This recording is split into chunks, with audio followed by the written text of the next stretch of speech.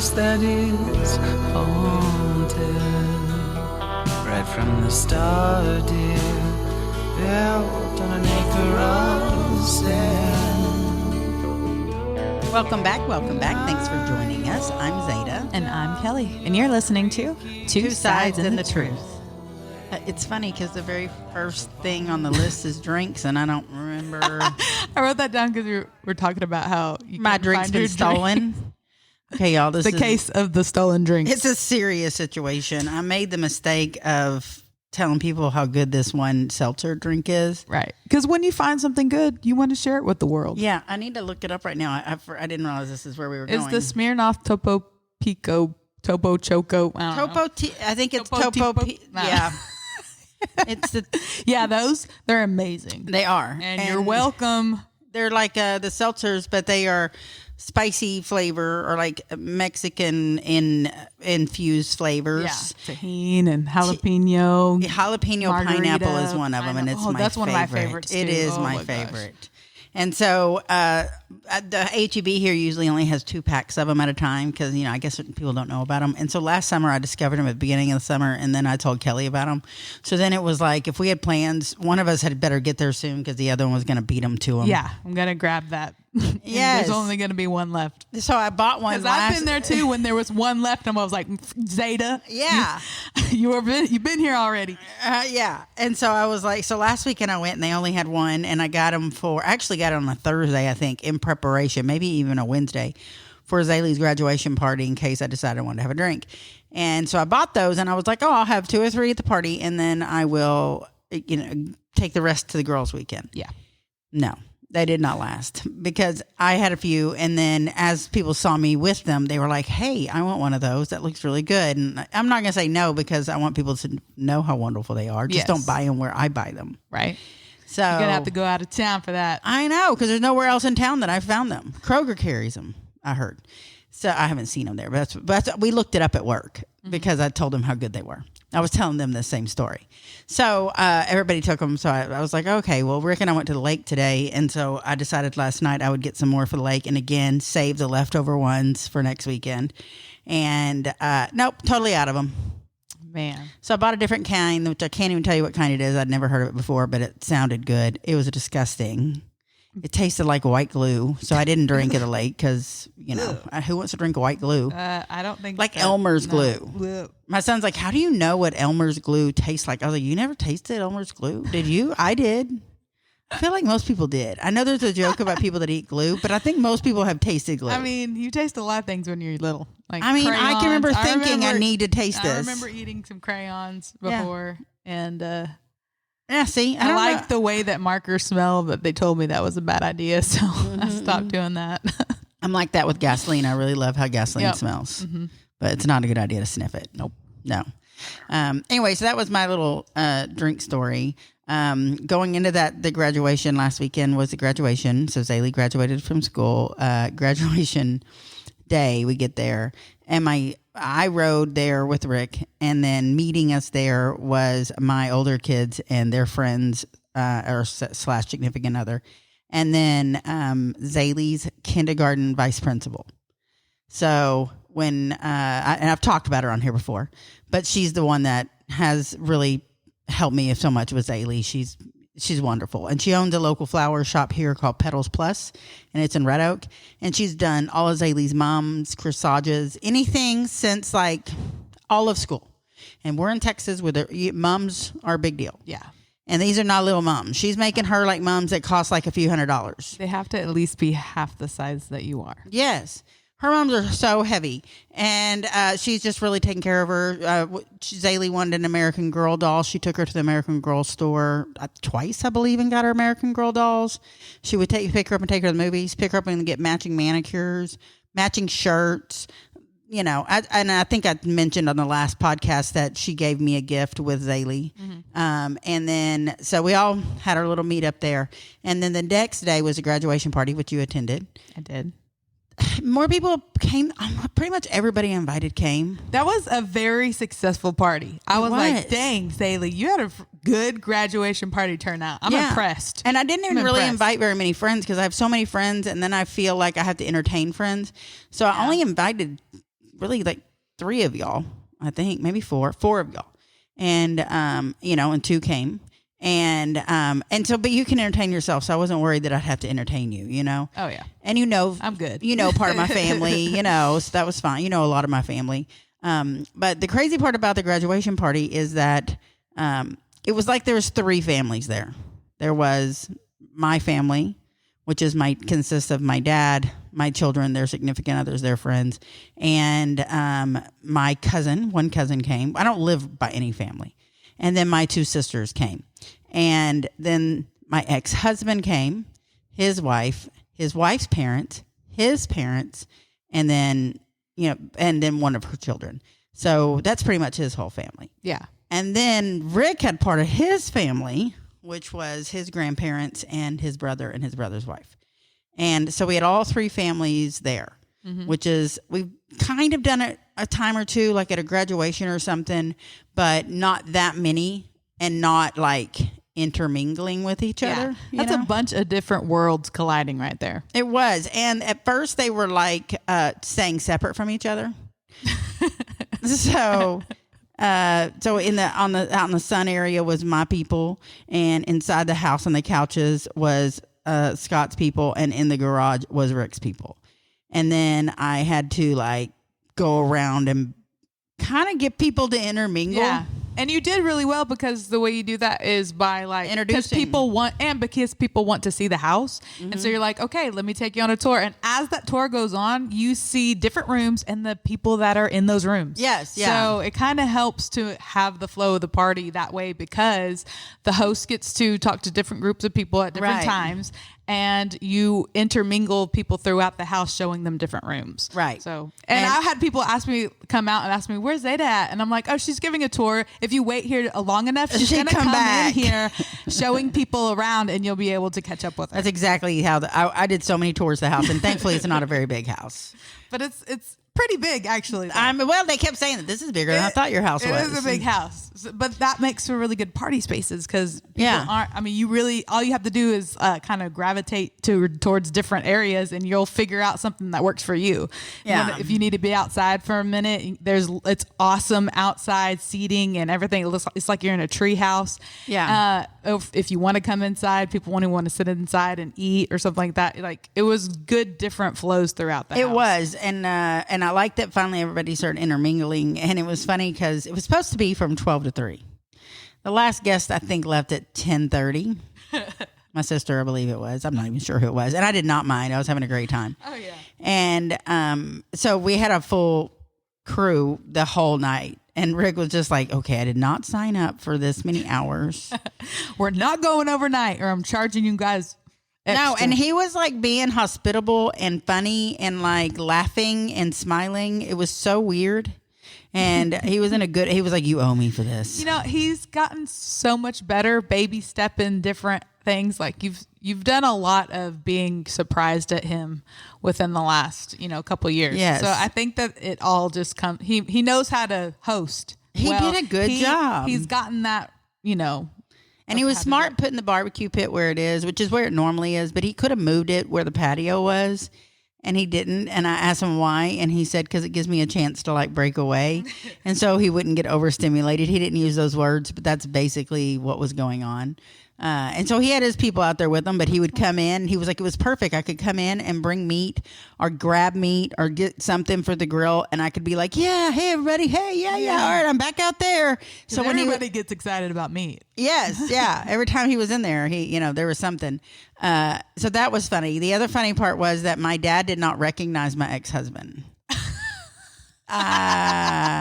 Yeah. So my ex-husband and my dad met when my ex-husband was 21, and my ex-husband is now 51, 2, 3. Is he 53? He's 52. He'll be 53 this year, or something like that. So 54 this year, something like that. So my dad's known him a minute, okay, but he hadn't seen him in a long time because obviously we did not have the best divorce. But he looks just like 2 of my kids. Like that's what my kids look like. He did not recognize him. So he goes, hey, Dave, and put his hand out. And my Dave's like, I'm sorry, who are you again? Oh, my gosh, that's perfect. And what an awkward situation. Scott was like, Scott? And Who bad are you for again? him. That would have like hurt my feelings. That's so funny. Your dad is so awesome too. I love him. He's so ridiculous. And you want to know something I was pretty happy about was the fact that he wanted to sit out there with me for a while when he first got there and when I was there, and I was like, yeah, I feel so accomplished because Dad's sitting outside talking to me right now. And he's so adorable. He's just a big teddy bear, big hippie teddy bear. I know. Yeah. I love him. He's so adorable. Well, he was pretty funny, and just watching everybody intermingle the families, it was good. I have two sisters, and they both they're not sisters with each other. They're my sisters. So one is my dad's and one is my mom's. But they have known each other their entire lives. I'm older than them, obviously. So they've known each other their entire lives. They're pretty much the same age, I think a year apart. And our parents, oddly enough, which they had an odd relationship. Sometimes they got along really well, and sometimes they hated each other, and they would go through those stages. But when they were getting along, they would swap kids. So sometimes my step siblings that belonged to my stepdad would go with us to Arkansas to stay with my dad. And some because they wanted to see what the fuss was about. Like we were all like, oh, it's awesome there, so they wanted to go too. Yeah. So my dad and my stepmom let them come as well. And then on occasion, my brother and sister that were my dad's would stay at my house for a little bit. And so my mom would watch her ex-husband's children. And those two children are the same age as Tira. It's like India, Tira, then Kyle, all within a year and a half. And so they were around each other a lot. So they are like sisters as far as they're concerned. And so as India, the oldest one, is drinking, her and Holly, my kid's stepmom, start talking. And India lives in Austin, and the kid's stepmom, Holly, used to live in Austin. And so they were talking about Austin and when Holly goes, what she does. And India's like, you should totally hang out with me because she's been drinking. You should totally just come hang out with me. And they exchange phone numbers. And then a few hours later, it hits India what has happened. She goes, oh my God, is she a bitch? Like, did I just give my phone number to a bitch to hang out with? Like, is it okay? That's your ex-husband? I was like, no, it's cool. She's very nice. Like, oh yeah, she is. And it would be good for the kids that y'all have. I have no problem with that. None at all. Yeah. She was like, oh my God, I can't believe I just did that. Oh my God. I said, oh, you did it. You did it. I think that's a healthy step though, if you can make it. Right. Because obviously people are going to be part of the family. And you have to, one of the funny comments that she made to me, when Zaley was opening her cards and stuff, she didn't do that in front of everybody. Mm-hmm. She just picked the time she wanted to do it and went over there and started doing it. And if you noticed that she was doing that or came through the room, then more people stayed and watched. And so she had I didn't know she did it. I had no idea. It just happened. And of course, you're not going to tell her to do it when she wants at a certain time. It's Zaley. She's going to do it exactly when she wants to do it. And so she didn't do it out in front of everybody. She just was like, okay, I want to do this now. And so I sat down there by her because I was in the room. I was writing in her book. And so... And Marilee ended up coming in, and then Holly came in, and she had said something. She had said hi to me, and then she's like, "I'm Holly," and I knew who she was, but I was like, "Oh yeah, I'm everything." And she's like, said something like, "I'm sure you've heard a lot about me. It's not all true." And I was like, "Oh, same, but it is true." And she laughed. She's like, "Yeah, it probably is." Well, it's funny because I don't really talk bad about Holly. I got nothing negative to say about her. She's wonderful. Yeah, and I appreciate her, especially since we actually had a bad stepmom. I have experienced that. Makes you appreciate it more. Oh, I appreciate her. And, there are times that her and I have butted heads, but it's never been a big deal, and it's always been handled. It's never been anyone trying to be vicious either. It was kind of like she got made to be the bearer of bad news, and... That's a hard situation to be in. And it puts me in a position where I either have to be nice because she's a nice person, or I have to react the way I should react and say, I'm sorry he made you deliver this news. He used to do the same thing to me. I understand. Yeah. And so that's really the only time there's been any kind of butting of the heads. But, we made it through the graduation and the graduation party, and it was wonderful. And then her final dance recital was yesterday. Yeah. How'd that go? Not so great. So the recital was fine. The thing is that I kind of left it on her to communicate with me because she's very OCD. So she will tell me everything. She doesn't want to be late. She wants to be early. She'll lie and say it's earlier. Yeah. But we're not going to miss anything. But I couldn't get her to pinpoint the time that we needed to be there, what was going on, how long she was going to be there, anything like that. And literally, which is weird because usually are the things she likes to cover. The only thing I can think of is that she's had so much going on. Yeah. It's just been too much information. Probably. And so I'm like, well, and she really wasn't feeling it the last few weeks of dance. Like she was just so overwhelmed with her senior stuff that at one point I tried to talk her out of doing the recital. And I didn't even want her doing recital in the first place. When she decided to get back into dance, I was like, no recitals. We're doing this for exercise and for fun. Recitals are ordeals. They cost a lot of money. They take a lot of time. They stress you out. Yeah. It creates more issues, and we don't need more issues at the end of this year's senior school year. Right. She was like, okay, fine. And then she gets there, and they're like, no, you have to do the recital. Even though they told us she didn't have to do the recital, the kids pressured her. Yeah. Like, come on, it's no big deal. Yeah. Next thing you know, we're doing the recital. So here's the recital yesterday. And what she didn't understand was that she was going to perform it. They were doing the whole performance. And then they had like a recess. And then they perform it all over again. So people that couldn't come to the first show could come to the second show. Right. Which is per usual. Yeah, she did not understand. Well, her old dance studio did not do that. It was only one time? Yeah, it was one time because they had so many. It was all day long. Oh, God, it was I guess I'm just thinking about usual recitals in the school. They usually do earlier performance and a later performance. And then... Right, but they did not do that at where she came from. So she didn't expect it. She didn't understand it or expect it. And she does not do well with change. Yeah. On top of that, her dad and her stepmom were leaving at 2 a.m. the next morning for their trip to Dollywood, and they were driving. And she hyper focuses, and she was super excited about that. Like, this is her dream vacation. Yeah. Oh, yeah. Y'all think I'm a Dolly fan. This girl takes it to a new level. And so, I mean, seriously, I don't know that there is another 17-year-old girl that you catch listening to Dolly albums from 1978 in her bedroom by herself. Like this. I saw her and Holly in the grocery store. They were getting last minute stuff before they left. And she was like, Kelly. And I was like, I asked her what she told me all about her weekend real quick. We're going to Dollywood and da-da-da-da. And I asked her how long they were going. And so she was super pumped and excited. And I was like, I'm excited everybody gave her gifts that were Dolly inspired. So she has like 6 Dolly shirts now, Dolly earrings, Dolly ball cap. Dang, she's decked out. She's ready to go and so excited. So we go. So her dad had to work because he took off all this time for her graduation stuff, which I'm so happy he did. Like, he's come a long way. He did a great job. So he took all that time off. Well, then he took off for Dollywood, and they were leaving, today. So he had to work all week, including yesterday. He couldn't come to her recital for them to leave the next day. Mm-hmm. So she understood that. And so Holly was there, and I was there. So we were the only 2 people at the recital for her.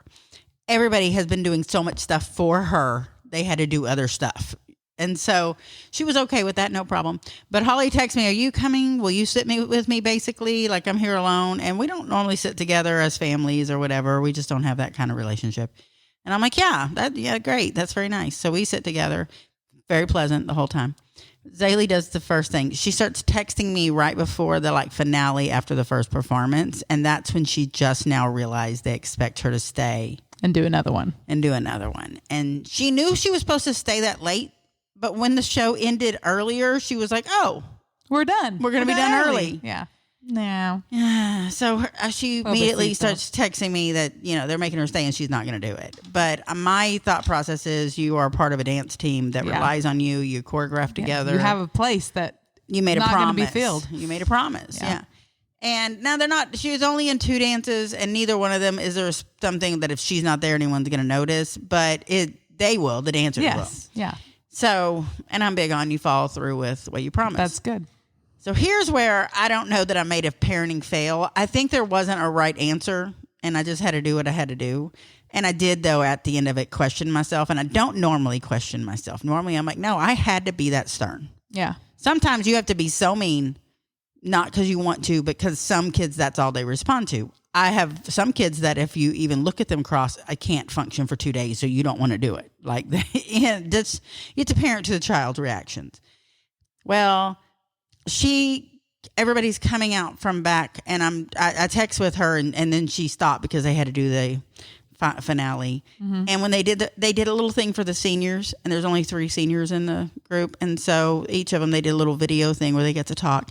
And then at the very end, the recital, they were the last 3 to come out, and they gave them flowers. It was a big deal. Very sweet. So then you've got to kind of show up for the next performance, you know? So everybody starts coming out, and everybody starts coming out of the back, and she's not coming out. And I'm like, where is she? Where is she? And we're standing there waiting for her.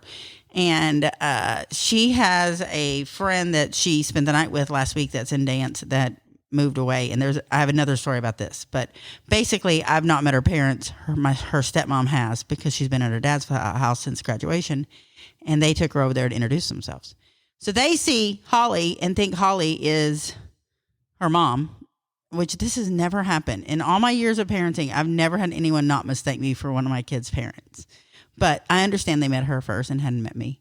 And so that was weird. I was just kind of standing there like a third wheel, and that's never happened before. Not Holly's fault, not the lady's fault. It was just weird. So that happened. So then Zaley comes out, and I'm trying to talk her off the ledge. And I'm at first trying to be nice. She comes out crying, and I'm like, girl, you got to suck it up. We got to do this. This is a promise we made. We got to do this. This is what you do. You follow through. I understand it's not what you expected, and it's hard to change, but this is what you promised, and da-da-da-da. She's just escalating. It's not going to happen. I know when it's not going to happen with her. It's not going to happen. And so I'm getting firm with her, but I'm not raising my voice. I'm not being mean. I'm just like, you have to do this. You made this promise. This is what we do. Well, she is crying louder and louder, and it's in the lobby. People can see us. All the dancers are with their parents, and I can feel the eyes on us. And I know they think that I'm making her cry. Yeah. But she came out crying. I mean, that's the perception. It's all about, you never know. It looks like I'm getting on to her, and all I can think is, they think I'm getting on to her because she messed up, which she didn't, that I noticed. But like, you never know what you have to wonder what they're thinking. You never know. And it's been years since I have really been in that shoe with her. When she was younger and her medication wasn't right, or she wasn't medicated yet, she would have common outbursts that were pretty uncontrollable and difficult, and we couldn't go anywhere at all. And so I was used to people then judging us, and it's been a minute. So it was just like, fuck, man, everybody's looking at us.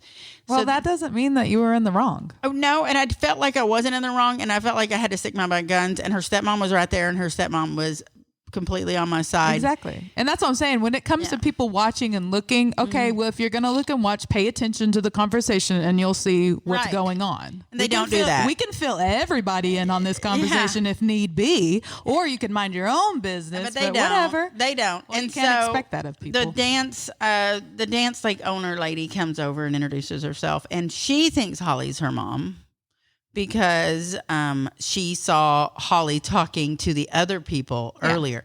So this is now twice someone is mistaken. And I'm like, this is so weird. And so that happens, and Zaley's like, and she's upset and crying. She was like, no, that's my mom. That's not my mom. That's my stepmom. That's my mom. That's who you talk to about me. And so she was like, oh, okay.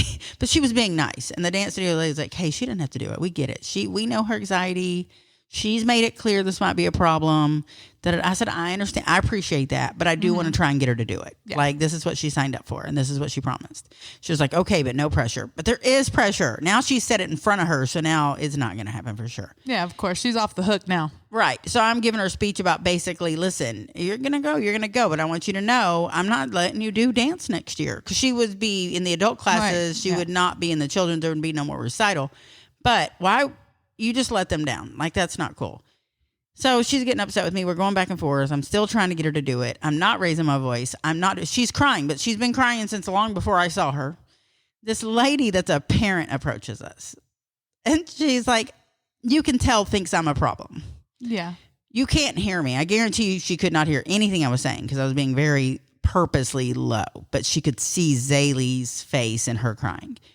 And she kind of was questioning me. And I go, Listen, I'm going to be real nice about this, okay? She is autistic. She made a promise that she was going to dance this dance. She did a great job. We all think she did a great job. We also think she needs to honor that promise. And so I am here trying to talk her into it. She was crying before she walked out here because she didn't want to do it, not because I'm telling her to do it. and it's really none of your business. So I need you to step away. Right. And she just looked at me. She goes, I know, no, it's, and I don't remember what she said when she approached us. Taking your foot out of your mouth. Honey. Yeah. Just and take your time. I don't remember what she said when she approached us, but it was very clearly aimed at, I'm the problem. And I was like, no.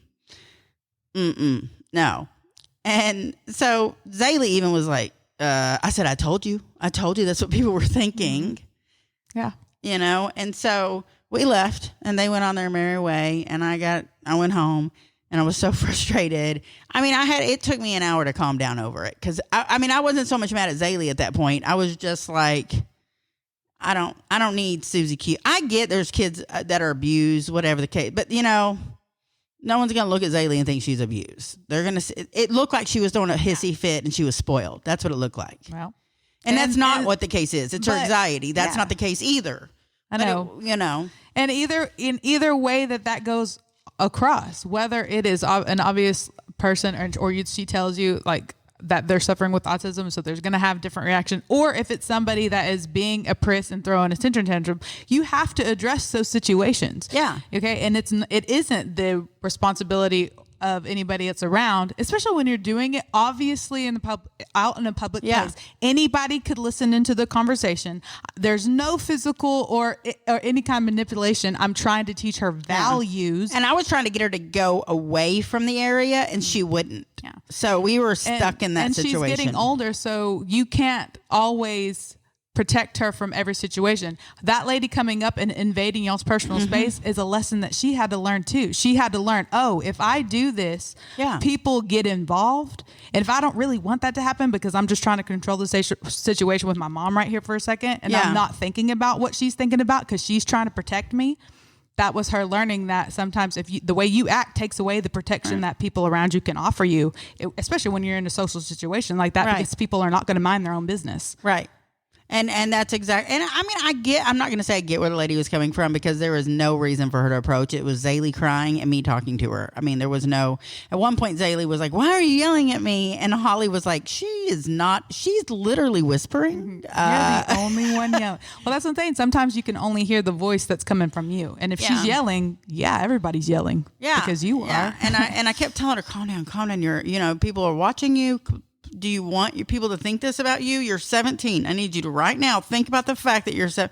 I get she has to be more mature, and that she only has so many capabilities, but she also does have. I know her capabilities, and it's above that. I've seen her do it. Yeah, and you were only trying to get her to rise to that occasion because you know and see it within her. And I could have just immediately like, okay, no big deal, let's go home. But she's got the rest of her life.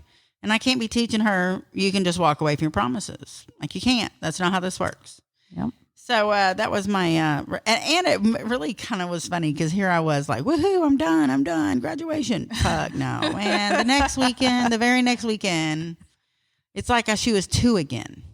This is how it was when she was 2. Yep. I mean, she was seconds from falling on the floor, which she wasn't. She wasn't going to do that. But, that's how it felt back in the day when she would have a big meltdown, whatever the case is.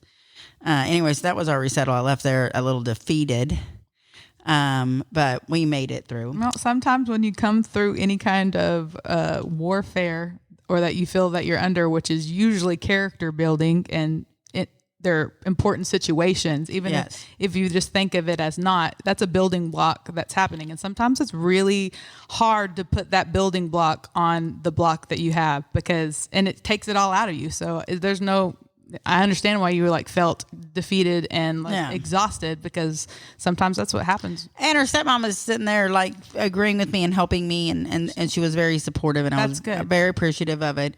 But she's very soft-spoken, and she's looking like super mom over there. And she did a great job. I'm no doubt. It's almost like we had to be good cop, bad cop. And if one of us is going to be bad cop, I'm the one she's going to take serious. So... I was like, well, okay, it is what it is. That's my job in life. This is what I signed up for, and this is what you do. I did, though, yesterday after about an hour or two later, probably about 2 hours later, I was really thinking about it, and it was bothering me, so I was thinking about it. And so I sent a text to Holly, and I just thanked her for being such a good stepmom to the kids, and how appreciative I am, because she's a good egg. She's not a bad person. And I told her, I was like, you make Scott a better man. because the last one made him a piece of shit. And so it's nice to know he can be molded into a good person as well. Yep. And so, and last weekend his family showing up like they did was impressive. Yeah. That they all showed up, and his dad was fucking funny and like laughing and like making jokes. And I was like, who is this, man? He need to get out of the house. He's so happy to be out of the house. Well, yeah. Sometimes you need those situations. Yeah. And then, did you notice the difference in sizes between his family and mine, height-wise? How ridiculous it is? It's all over the place, too. Yeah. Like, there was a lot of... It was funny. A couple of people commented on the different heights of the people that were coming into the house. Like, it was so funny. Yeah, my dad looked like a Viking. And when we got married, you know how they'll take a picture of the bride and groom's family together, and the picture of the bride and groom's family was, his grandma they did it shortest to tallest in one picture because it was funny. And it started with his grandma and it went all the way up to my dad, and it was like a straight up slope. It wasn't like a small little thing. It was, his grandma was under 5 foot and my dad was about 6'8" at prime. That's so crazy. So I'm talking like 2 feet difference between those two. When she used to, I'm 5'10", and when she used to hug me, his grandma, her face would hit my stomach. It's like you're hugging a kid. Yes, yeah. So completely different genetic situations going on there. Anyway, she's on her way to Dollywood right now. They left at 2 a.m. this morning, and I have been getting about every hour and a half update. Lots of phone calls. She told me before they walked off when I saw them. She's like, "Hey, now you take care of Mom while I'm gone." Oh, she told me she told you that. She told me. I was like, "Girl, I got it. Don't worry." She told me, and she's also funny because since her anxiety's been up a lot the last month. She's been calling people. She's my best kid at calling her grandparents and calling her aunts and uncles. Mm-hmm. But not so much my side. She's really close to Scott's parents and Scott's sister. Mm-hmm. And that's just her. And she was really close to my stepmom that passed. But that on that side of the family, that's who's really she's very similar to them.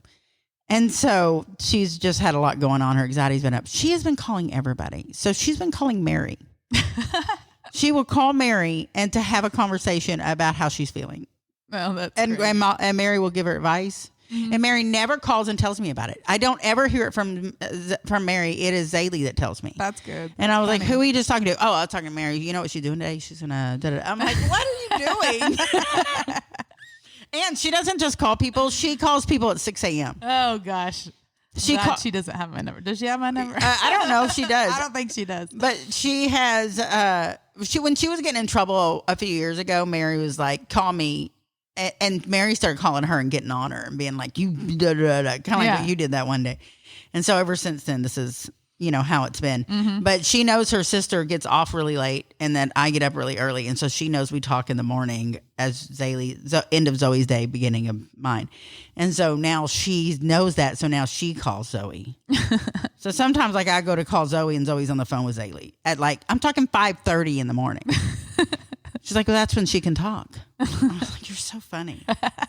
She's really, Zaley, there's just a lot to her. She's so layered. She is one of the kindest, sweetest things, but she can just be a spitfire and tell you what, uncontrollable. She's a blooming onion. She is a blooming onion. She is a beautiful disaster. She's going to be infamous or famous. We don't know which one. Jury's still out. We'll see about that. So you want to tell us about your dream poem? You said you were going to bring one of them that you wrote. I did. So I and actually did this week. So I was like, ooh, real time. This, you ask for it, you get it. That's what happens with me all the time. So of course I have very crazy dreams. Good dreams. I have really good dreams. I have bad dreams too. It's like the flip side of a coin. I go to sleep and I'll see what happens. I'm either going to have a really good dream and I'm going to remember all of it. It's so crazy. I love it. I love the way I dream. I dream every single night, the entire night through.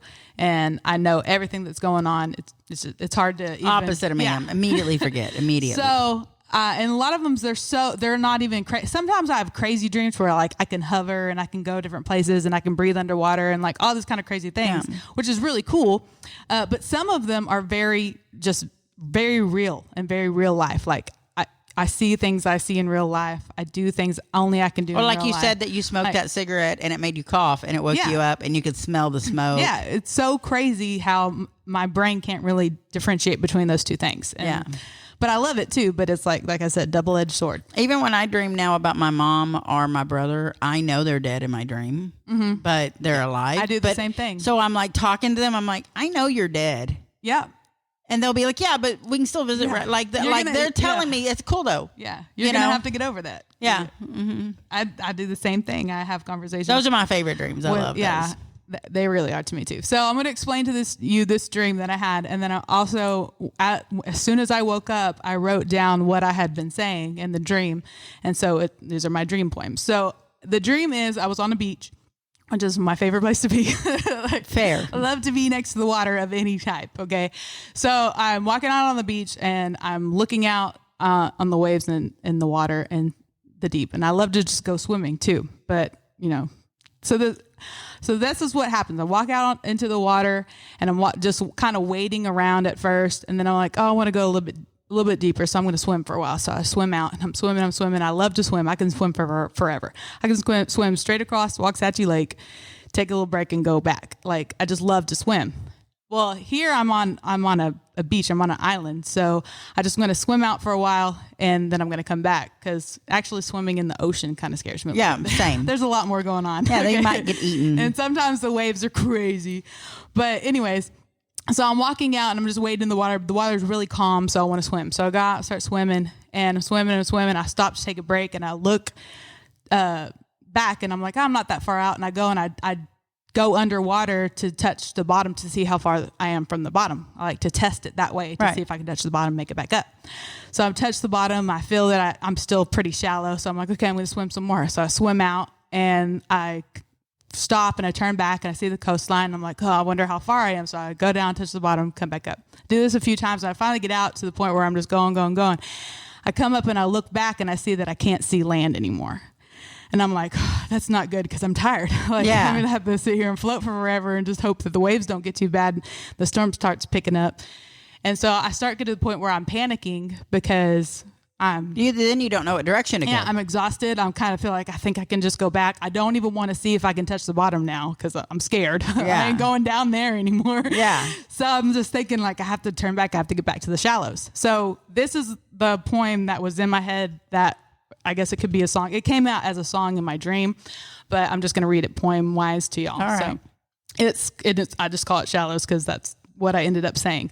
So it says, oh, shallows, keep me in your arms. Don't let me go. Save me from the undertow below.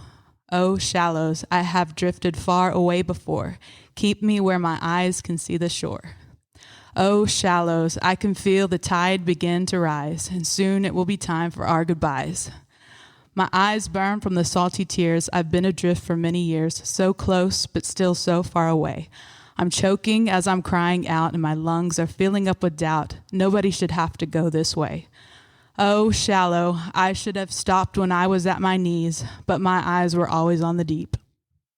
I love it. I can't believe you remembered that. Or did you just wake up to you and wrote it while you were sleeping? As soon as I woke up from that dream, you immediately. I have a pad that stays by my bed, and so I just wrote it down because I can remember for a long time details of dreams, like they never go away. But sometimes I can lose the actual lyrics and the actual things that I was saying, and so as soon as I came out of the dream and realized that I'd been dreaming, I reached for the pad and wrote it down. That's beautiful. Thank you. And that would be a good song. Thank you. So, and I have tons of these things. So I started doing it. A lot of times I get rid of my journals and the notes that I keep. I burn them. It's like therapy for me. Yeah. And I've had people tell me, don't burn them. Why are you burning all your poems? And I'm like, this is my writings. Okay. They're very personal. Do what you want to. So, yeah. But I do have a lot that I keep, things that I really enjoy. Yeah. If they're not too deep. Sometimes. I wish I had that talent. I mean, I can write. Like I can write, but I can't write. Like I can't do something so clever. Mine is more of a story. I can write a story. I can't write a limerick or a song or a poem. Maybe I could. I mean, I don't think I can. I don't think I can. I don't think I even have the vocabulary for it, to be honest with you. What rhymes with dusk? I know. It's not going to be what really does. It's going to be with my accent. Yeah, that's horrible. No, that's super talented. You know, it's funny because like we were talking about dreams, and like me with my mom and my brother, I don't have a lot of dreams with them, but I do occasionally, and you know they're pretty cool when I have them. But my stepmom, and I'm pretty sure I've told this story, but I don't remember if it was on this podcast or on the Third Wheel. But my stepmom, her mom passed away the week I graduated from high school, so 30 years ago. And her mom passed away, and they didn't have the best relationship throughout her life. It was on and off. And I mean, her mom was the kindest woman too. But, you know, Cindy was a lot like me. She was very free spirited and mouthy, and, you know, and they didn't always get along. She was a little too free spirited for her mom.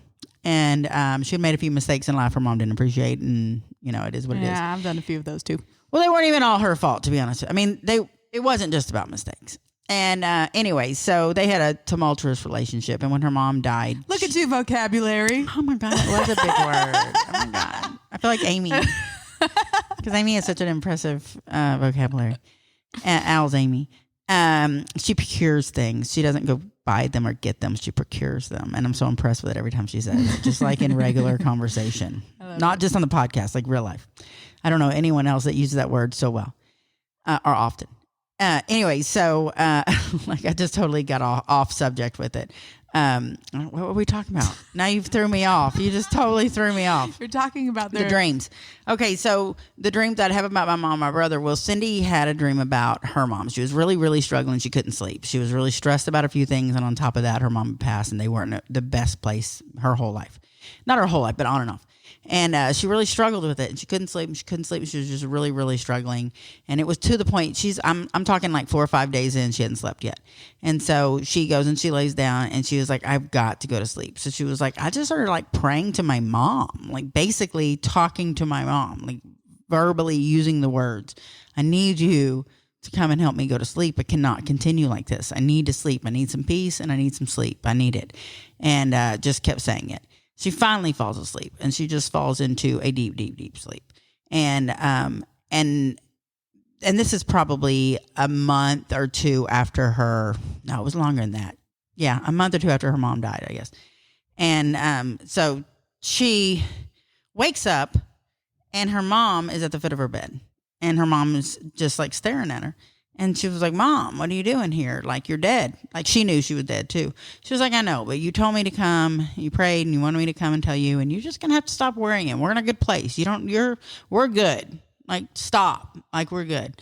And she was like, you're just overthinking this. It was none of it was ever a big deal. I love you, unconditionally. Everything's going to be okay. You're worried about. Like, just came and, like, reassured her. Yeah. But Cindy was like, I woke your dad up. I want him to see my mom. So she's like hitting my dad. Get up, look, mom's at the foot of the bed. Look. Yeah. So my dad wakes up, and my dad is here. She's telling me the story, and my dad's like butting in, and my dad's like, I saw Gloria. She was at the foot of the bed. I saw Gloria. She was sitting there. I didn't hear her, but I could see her. She was at the foot of the bed. And he was like, and then she was gone. She just disappeared. She was gone. Peace out. And she goes, and then Cindy fell asleep. And she slept, and she slept, and she slept, and she slept, and she slept. And she slept literally the next day, the whole day. And then she woke up, and she did not have a sleeping problem anymore. Wow. And it changed how she physically felt. That dream changed how she mentally felt. I'm not going to tell people how to believe spiritually. No, you can't. You can't, and you're not supposed to. No. But I'm also not going to tell people that didn't happen and that wasn't real, or that it was real. I don't know, but it gave her what she needed. Yeah. And so I thought that was pretty cool. Well, I very much believe that you get what you ask for. Yeah. And you get what you believe in. And I've told the story on here before. I don't know if it was this one or Third Wheel, but I'll tell it again because I know we have new listeners, about my conversation with my mom. So my sister and I, after my mom died, and this is like probably a year after my mom died. And I have yet to have a dream about my mom or anything that I considered a sign from my mom. If I thought there was a sign from my mom, I could definitely talk out how that was a sign, how it wasn't a sign. And I just didn't. And my sister, every time I talked to her, was like, oh my God, you won't believe what would happen. Definitely mom. I'm like, oh, okay. Well, I'm having a really bad day that day, just an emotional day. And I'm driving home from work, and I am just crying. Like, I'm just losing it. I am having a very difficult time, much like Cindy that day when she called out to her mom. Yeah. And that's what I thought of, was Cindy and that story. And so I literally am talking to Mom as I'm driving home from work. I'm like, and it's the middle of the day. And I'm like, listen, what's up? Like, you're going to show Tyr all these signs and I don't get any signs? Like, you're going to throw me a bone here? I mean, I need a sign. And I was like, and I don't believe shit that I see. So it's going to have to be good. Like, don't be leaving a penny upside down. I'm not going to believe that penny is from you. Not going to be it. Sorry. You can't just like send a red bird. I'm going to need something a little more. I'm going to need a little more than a red bird. And that's literally the example I use. I'm going to need a little more than a red bird. So I get home, I park in front of my car, and I have a habit of sitting in my car when I get home not so much since Rick's moved in, but before that, when it was just me and the kids, I'd like to kind of decompress. I'd look through my phone. I'd kind of decompress. Yeah. So I'm sitting there crying. And at this point, I've decided I just need to stop crying before I go into the house. And so I'm crying, and I'm still talking to Mom. And then a red bird lands on my car. And I'm like, oh, I just told you. Hi. A red bird is not going to do it. Like, I need more than a red bird. It's so funny you got mad at that red bird. Yeah. And so the red bird flies off. Get out of here. Then a bunch more red birds show up on my car and on the yard in front of my car. And slowly, over the next 20 minutes, hordes of red birds, and the groups are getting smaller and bigger, kind of like you see a group of birds where they land somewhere and then they kind of all jump together into the tree and then on top of the building. Yeah. That's what they're doing, from my car to the yard to the bushes to the house to my neighbor's roof. They're just migrating all around you. Yes, but it's red birds. Like, who has ever seen this? I've never seen more than like 2. Yeah, and I'm talking at the same hundreds time, of red birds. Like, I mean, not hundreds at each setting, but all together, if you added them together, probably 200 to 300 red birds. And so I'm just like, what the hell? And so I'm like, all right, Mom. All right, you know what? I believe She was you. like, oh, a red bird won't do it? How many will? Yeah. And so I get out of my car and I look over, and I have this neighbor, Vanessa, who lived catty corner across the street from me. And she always sat on her front porch and smoked. And she was my fellow single mom friend. And she's sitting on her porch watching the whole thing. She saw the whole thing. I turned and I said, did you fucking see that? She goes, I saw that. What the hell just happened? I've never seen anything like. I said, I don't know. So I told the story. She's crying. I'm crying. I'm like, that's what just happened. That's just what happened. She was like, that's the craziest thing I've ever seen. I was like, that is the craziest thing I've ever seen. And so that was what I thought. That was my mom. I wasn't even having a dream. I was just talking to her. Yeah. Much like my stepmom did. So, like I said, anything is possible. Anything is possible. And recently I saw somebody on Facebook that I know, that I grew up with, who I'm not good friends with, but she commented on how she had seen a huge group of redbirds doing exactly that about 6 months ago. I don't know the circumstances of her seeing it, that she was having a mental breakdown, but I thought, oh, that happened to someone else. Okay, that I'm glad it happened to somebody else, but that did happen to me. Just one red bird wasn't doing it for somebody else. No, because I see redbirds all the time. Although the cabinet's crazy how they run into the window constantly. Oh, they freaking want to get in there with y'all, man. Yeah, every time. Anyway, so we're going to do 2 podcasts today. We're going to try to. Yep. So Here we go. Yeah. So I guess y'all join us on the next episode of 2 Sides and the Truth. Bye, y'all. Bye.